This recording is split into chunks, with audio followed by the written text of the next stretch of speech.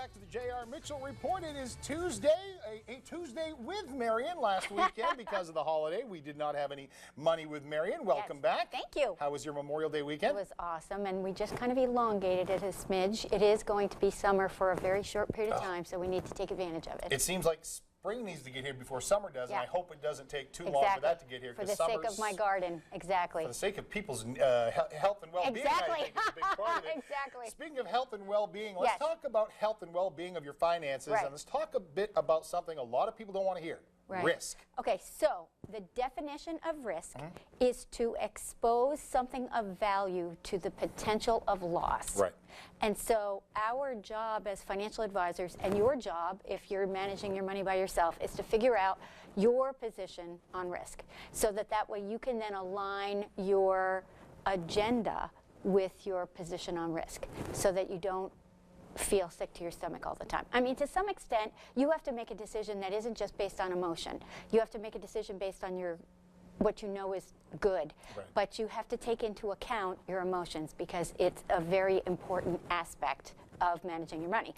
So there are various models that we use to help you find something that, once we figure out who you are, because we can't do a Vulcan mind meld, we tend to take risk profile tests in which we ask questions like, how would you feel if you lost 15% of the value of your investment over this period of time? How would you respond? What do you want to do if that kind of thing happens? And then we take various models of risk profile that matches who you are, and we kind of put you together, so that way we can find a comfortable place for you, without like pressing you too hard. Now there are places you can invest your money that have no risk at all.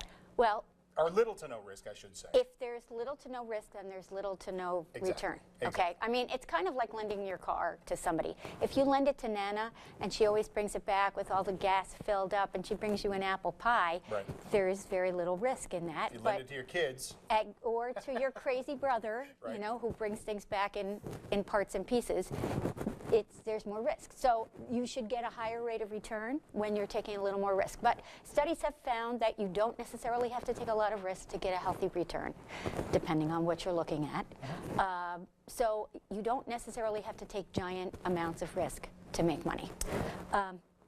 And there's only one you, so take good care of yourself and be strong in how you feel as you meld these things together. Don't be timid about who you are, and stick with your guns when it comes to finding your risk. All right. If people want to learn more and they want to talk to you, how do they get hold of you? NormBegaFinancial.com. Marion, thank you so very much. Thank you. All right, the J.R. Mitchell Report will be back right after.